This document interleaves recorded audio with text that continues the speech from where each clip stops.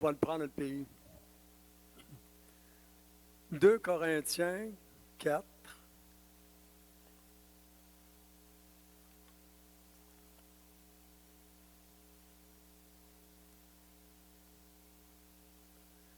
« 5, 6, 7 en premier. Nous ne nous prêchons pas nous-mêmes, c'est le Christ Jésus, le Seigneur, que nous prêchons, et nous disons vos serviteurs à cause de Jésus.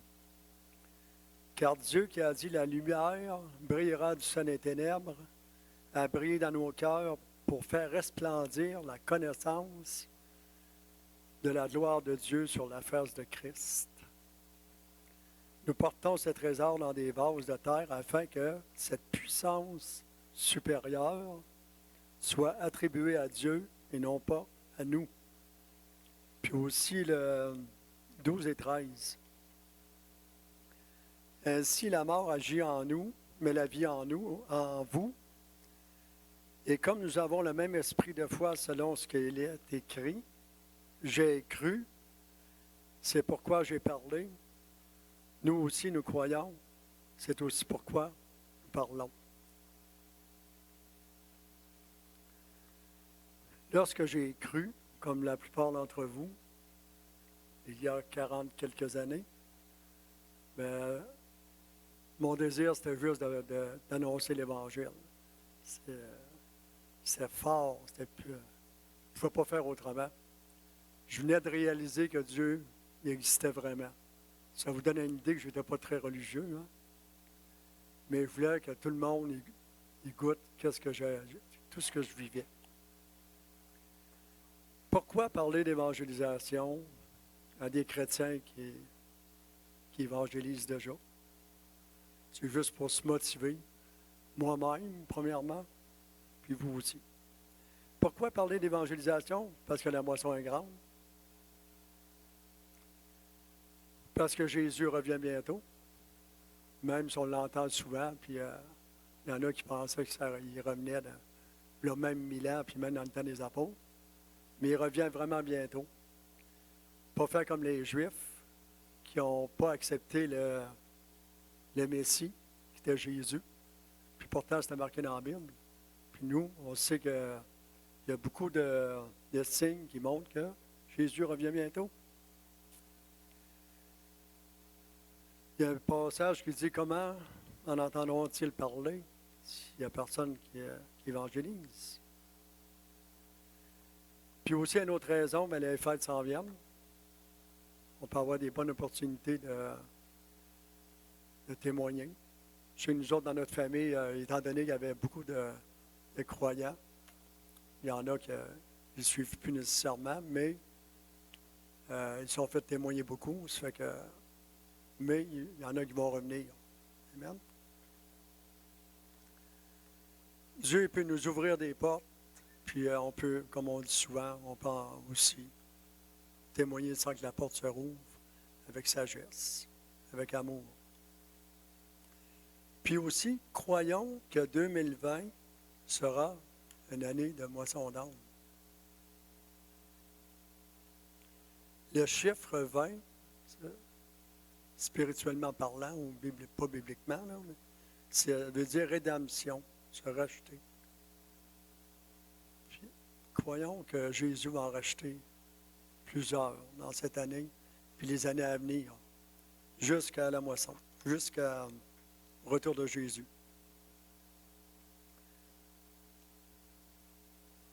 Puis nous, on sait qu'on va passer l'éternité au ciel. Avec Jésus, ce n'est pas un conte de fées, c'est réel. 2 Corinthiens 5, 20, ça dit, nous sommes donc des ambassadeurs pour Christ, comme si Dieu exhortait par nous. Nous vous en supplions, soyez réconciliés avec Dieu. Verset 18, ça dit, nous avons le ministère de la réconciliation. Autant avec les non-croyants qu'avec même les croyants. Nous sommes la lumière. On a entendu ça dernièrement, la lumière. Hein? Nous sommes la lumière dans les ténèbres Puis c'est à nous de les éclairer. Chaque jour, nous voyons les valeurs morales aller en décadence. Entre autres, j'ai trouvé de quoi dans, je ne sais pas si vous l'avez lu, dans le Citoyen de cette semaine. Pour vous dire juste comment c'est rendu, là, qu'est-ce qu'on peut entendre. Je vais juste lire un petit passage. Ça, il a écrit des livres. Ça, c'est son deuxième livre. Il va en écrire un troisième. C'est en lien avec la rébellion de Lucifer. S'il est dénoncé par l'Église catholique, qui n'est pas d'accord avec ce qu'il dit, ils ont raison, il est le principal défenseur, il parle de Lucifer, là. C'est le principal défenseur de l'humanité dans ses livres. Quand on lit d'anciens textes sumériens, je ne sais pas si vous avez déjà entendu ça, là, il est présenté comme étant le créateur de l'humanité. C'est pas Dieu, là, c'est Lucifer. D'où son éternel besoin de nous protéger et de nous émanciper. D'abord créés pour être des esclaves, nous autres, on a été créés pour être des esclaves. Lucifer, il voulait nous faire évoluer, c'est pourquoi il a été exclu du paradis. C'est bon, hein? Il a créé la confrérie du serpent. Ça en est un serpent. Dans le but de protéger et d'émanciper l'humanité, fait valoir Guy, l'auteur, qui planche déjà sur un troisième tome, un où il abordera la création de l'humanité. Imaginez comment il s'est rendu, mais le monde, ils vont tout gober. Qu'est-ce qui peut être dit? L'ennemi n'arrête pas pantoute. Les gens ont besoin d'entendre la vérité. Ésaïe 60, versets 1 et 2, ça dit « Lève-toi, brille, car ta lumière paraît, et la gloire de l'Éternel se lève sur toi. » La gloire de l'Éternel va se lever sur son Église. Nous allons voir des pécheurs se repentir, venir à Jésus, puis ils vont crier pour une repentance, pour sa miséricorde. Voyez-vous ça?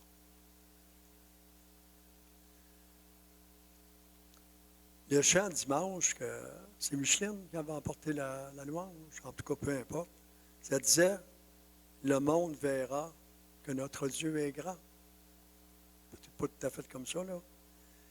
Et oui, il est grand, il est puissant, puis il est rempli d'amour pour ses enfants, pour toute l'humanité, puis il veut qu'ils soient sauvés.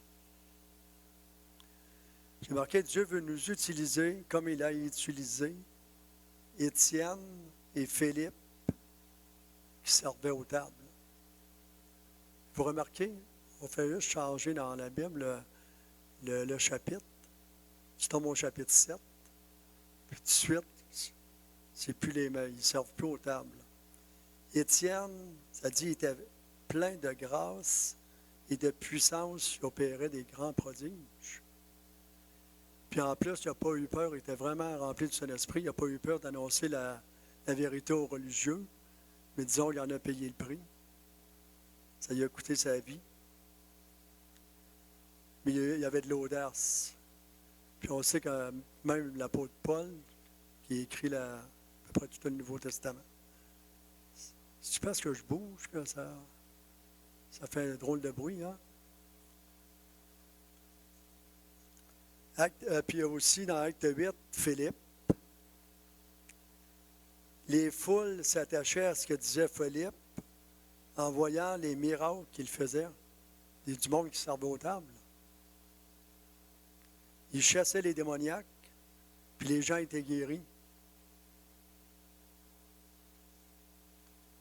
Puis il y a même un magicien qui a été converti. Converti à demi peut-être, là. Un genre de magicien comme qu'on a au Québec, là, Mesmer. Dire une chose, un chrétien rempli du Saint-Esprit, là. En tout cas, ce gars-là, là, c'est pas juste des petits tours de magie avec des cartes qu'il fait, lui. Puis on sait que Satan, c'est le singe de Dieu. Fait que, je ne sais pas si vous l'avez vu, des fois, juste dans les annonces, on voit qu'est-ce qu'il peut faire, là. Il va passer, mais le monde, il tombe tout à terre, là. juste pour dire que c'est le singe de Dieu. À un moment donné, il va se repentir. Le diable, il copie ce que Dieu fait. 1 Corinthiens 4,20, ça dit, « Nous savons que le royaume de Dieu, ce n'est pas seulement en parole et en puissance. » Malgré que les paroles, c'est puissant aussi. Là. On a besoin de traverser le Jourdain comme Israël.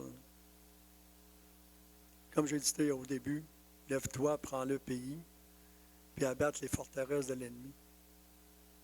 Les forteresses ne sont pas physiques comme à Jéricho, elles sont spirituelles. On connaît tous l'histoire de Samson, qui a eu une petite faiblesse, puis il est tombé en amour avec Dalila. Dalila, c'est ça? En tout cas, me semble. Puis, en tout cas, elle l'a trompé, puis lui, il a peut-être été naïf un petit peu. Puis tout ça, autrement dit, les cheveux, en se faisant couper les cheveux, bien, il a perdu sa force. Puis les Philistins, ils l'ont ramassé, ils ont crevé les 2 yeux, puis ils sont servis de lui pour rire de lui. Mais on sait que ses cheveux ont repoussé. Sa force lui est revenue. Puis avec les colonnes, les 2 colonnes du temple, il les a fait tomber. Il y a 3000 personnes qui sont mortes parce qu'il voulait venger la perte de ses 2 yeux. 3000 personnes, c'est autant que tous ceux-là qu'il a tués dans sa vie. Puis, où est-ce que je voulais en venir?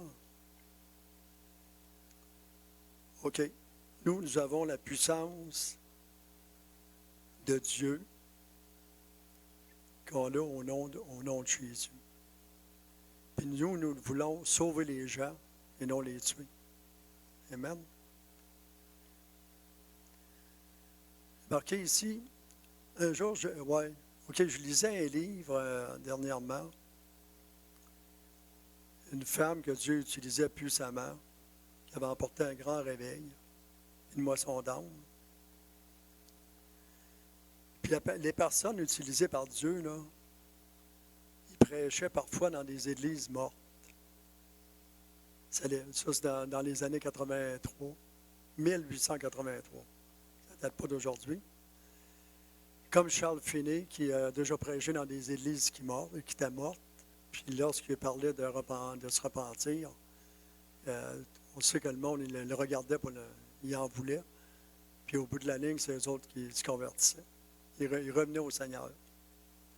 Il marqué l'onction sur la femme était telle que les gens qui étaient de marbre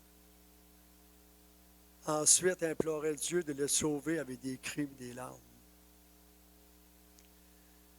Puis parfois, il y avait dans tout réveil, il y a des moqueurs. Mais souvent, ils tombaient en transe eux autres mêmes, sous la puissance de Dieu, des heures sans bouger, puis parfois des journées sans bouger, ils ne bougeaient plus. Puis il y avait des visions du ciel, puis des visions de l'enfer. Puis quand ils se réveillaient, là, ils racontaient c'était quoi qu'ils avaient vu. Ça emportait la crainte de Dieu. Aussi, les salles étaient trop pleines pour contenir tout le monde. Quand il y en a un qui sortait, il y en a un autre qui rentrait. Puis la puissance de Dieu, elle se manifestait même en dehors de l'église ou des salles. Le Saint-Esprit convainquait de péché, de justice, ceux qui, dans des maisons, à des 1000 à la ronde, puis le monde était sauvé. C'est la puissance de Dieu, son amour. Puis aussi, on ne se moque pas de Dieu lorsqu'il y a une œuvre du Saint-Esprit. Un jour, un moqueur, il se moquait, mais lui, même la conviction de péché, elle n'avait pas vraiment, c'était pas assez puissant, on dirait. Le lendemain, il s'est fait fesser par un train, puis il est mort. Là, il y en a qui ont dit, hey, c'est la femme qui a prié pour qu'il meure. C'est pas vraiment tout, là. Là, la crainte de Dieu s'est étendue à toute la communauté, puis il y a eu plusieurs personnes qui ont été sauvées. Dieu est le même hier, aujourd'hui, éternellement. Dans Acte 9, verset 31, ça dit « L'Église étant en paix dans toute l'Abitibi, dans toute la région d'Amos, elle s'édifiait, il marchait dans la crainte du Seigneur et il progressait par l'assistance du Saint-Esprit. » Croyez-vous ça? Prophétiquement parlant, que ça va arriver, puis que ça a déjà commencé. Savez-vous que si on, ici, là, dans Amos, la région d'Amos, c'est à peu près 25 000 personnes. Puis on va dire qu'il y en aurait 1%, c'est 250 qui seraient sauvés. Mais on va monter ça à 4%. On va dire qu'il y en aurait 1000. Ça veut dire qu'il y en a encore 24 000 qui ont besoin d'entendre l'Évangile. Puis peut-être que je suis généreux. Dieu, il sait comment il y en a qui sont sauvés. Ézéchiel 18, 23, ça dit « Est-ce que je désire la mort du méchant, oracle du Seigneur éternel? N'est-ce pas qu'il se détourne de sa voie et qu'il vive? » Puis un dernier passage, c'est pas long, hein? 2 Timothée 4, 1 à 5. Ça dit « Je t'adjure devant Dieu et devant le Christ Jésus qui doit juger les vivants et les morts, et au nom de son avènement, de son royaume, prêche la parole, insiste en toute occasion, favorable ou non, convainc, reprend, exhorte, avec toute patience et en instruisant, car il viendra un temps où les hommes ne supporteront plus la saine doctrine, mais au gré de leur propre désir avec la démangeaison d'écouter, ils se donneront maître sur maître, ils détourneront leur oreille de la vérité, ils se tourneront vers les fables, un peu comme je disais tantôt. Mais toi, sois sobre, en tout supporte les souffrances, fais l'œuvre d'un évangéliste, remplis bien ton service. Amen.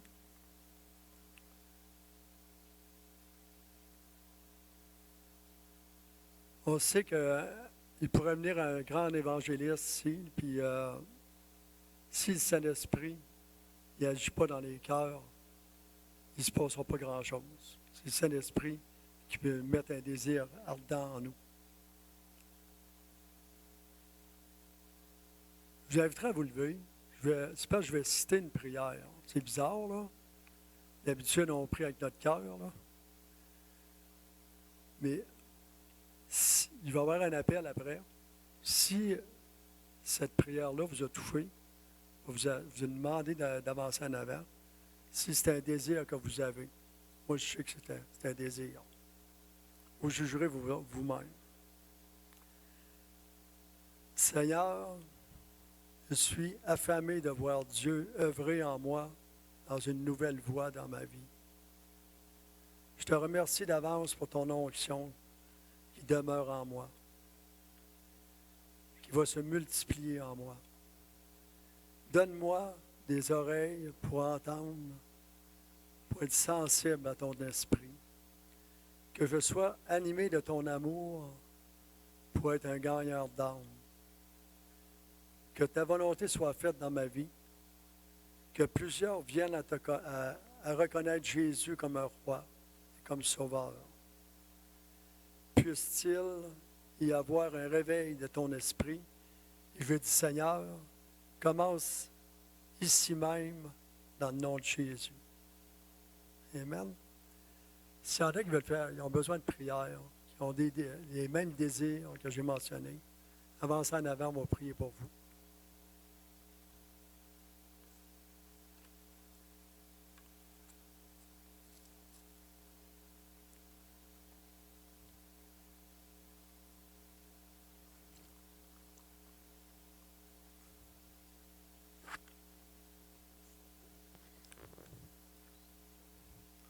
Il y en a qui veulent faire prier pour eux autres, pour la maladie ou quoi que ce soit.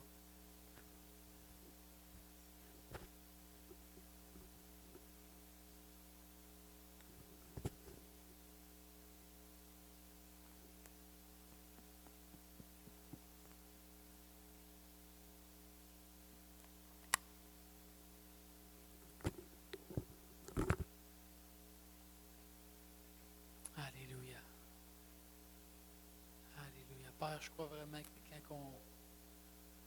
quand on vient devant toi et on te donne tout, quand on te dit oui, tout ce que tu as pour nous, Seigneur, c'est incroyable, qu'est-ce qui peut arriver. C'est avec foi qu'on vient devant toi ce soir, Seigneur. C'est avec foi qu'on vient devant toi, en sachant que tu vas faire au-delà de ce qu'on va imaginer ou penser. Alléluia. On veut juste dire qu'on s'attend à toi. On s'attend à toi. Viens, Seigneur. Viens. On veut juste que cette prière s'accomplisse dans nos vies. Oh, on veut être des lumières, Seigneur. On veut être des lumières pour toi. On veut être de ceux qui apportent l'espoir, de ceux qui apportent la grâce puis l'amour. Merci, Père. Alléluia. Que chaque besoin soit rencontré, que chaque désir soit exprimé puis qu'il soit répondu, Père.